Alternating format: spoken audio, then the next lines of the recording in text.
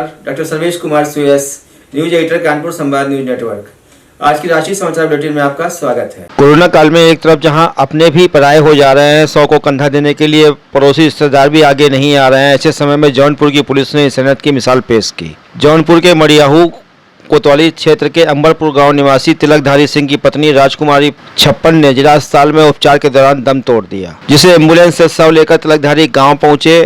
अंतिम संस्कार के लिए शव घाट तक ले जाने के लिए पड़ोसियों का सहयोग मांगा, लेकिन कोरोना से मौत हो जाने के कारण कोई भी आगे नहीं आया। बेबस होकर तिलकधारी को और कोई उपाय नहीं दिखा तो पत्नी के शव को अपनी साइकिल पर रखकर अकेले ही अंतिम संस्कार करने निकल पड़े। लेकिन जब वे नदी के किनारे साइकिल पर शव लेकर पहुंचे तो गांव वालों ने विरोध किया और चिता नहीं लगाने दी, शव जलाने से मना कर दिया।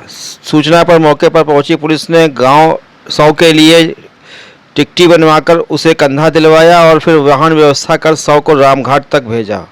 अंतिम संस्कार के लिए पैसे भी मुहैया कराए। पुलिस कर्मियों की इस प्रयास की सर्वत्र सराहना हो रही है। कोविड वैक्सीन रजिस्ट्रेशन 18+ के रजिस्ट्रेशन के लिए आज लोग सुबह से परेशान रहे। आरोग्य सेतु ने आधिकारिक तौर पर कहा कि कोविन, आरोग्य सेतु और उमंग ऐप तीनों प्लेटफॉर्म में आज शाम 4 बजे से रजिस्ट्रेशन शुरू होगा, जबकि कोविन और उमंग ऐप ने कोई सूचना नहीं दी थी। फिर भी शाम तक 18 साल से अधिक उम्र वालों के 1 लाख से अधिक रजिस्ट्रेशन हो गए, जिन्हें 1 मई से वैक्सीन दी जाएगी।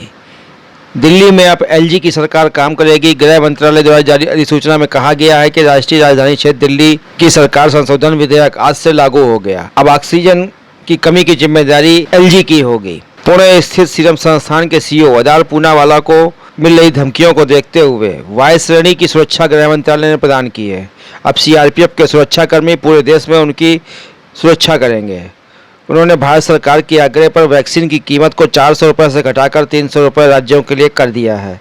इससे उनके राज्यों के फंड से करोड़ों रुपए बचेंगे। केंद्र सरकार ने उत्तर प्रदेश के लिए ऑक्सीजन कोटा 600 मीट्रिक टन से बढ़ाकर 850 मीट्रिक टन कर दिया है और 5 नए टैंकर भी प्रदान कर दिए हैं। गुजरात के वडोदरा में अलकापुरी अंडर पास में शॉर्ट सर्किट आज आग लगने के कारण दमकल को तुरंत सूचना दी गई और प्लेटफॉर्म को खाली कराया गया।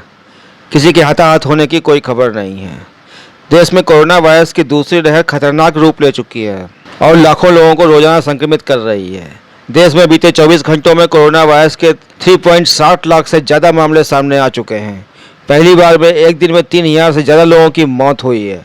महाराष्ट्र में बीते 24 घंटे में 63,300 नए मामले सामने आए और 985 लोगों की मौत हो गई। वहीं मध्य प्रदेश में आज 105 लोगों की, गुजरात में 174 लोगों की, उत्तर प्रदेश में 266 लोगों की, राजस्थान में 120 लोगों की आज मौत हो गई। राष्ट्रीय स्वास्थ्य प्राधिकरण के सीईओ आरएसएस वर्मा ने कहा है कि 45 वर्ष से अधिक आयु वालों को केंद्र सरकार द्वारा मुफ्त टीकाकरण जारी रहेगा। वहीं उन्होंने 1 मई से 18 वर्ष के ऊपर के लोगों का टीकाकरण होने की जानकारी दी।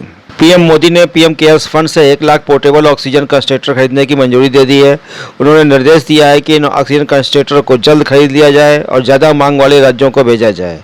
इलाहाबाद हाई कोर्ट के न्यायमूर्ति बीके श्रीवास्तव का आज कोरोना संक्रमण के चलते निधन हो गया। मेरठ के गंगानगर थाना के साधारणपुर गांव में जहरीली शराब पीने से अब तक 8 लोगों की मौत हो चुकी है। वहीं 15 बच्चों के सिर से पिता का साया छीन चुका है।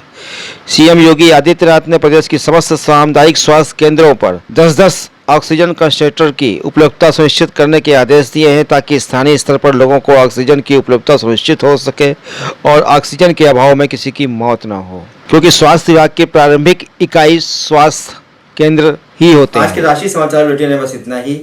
धन्यवाद, नमस्कार, शुभ रात्रि।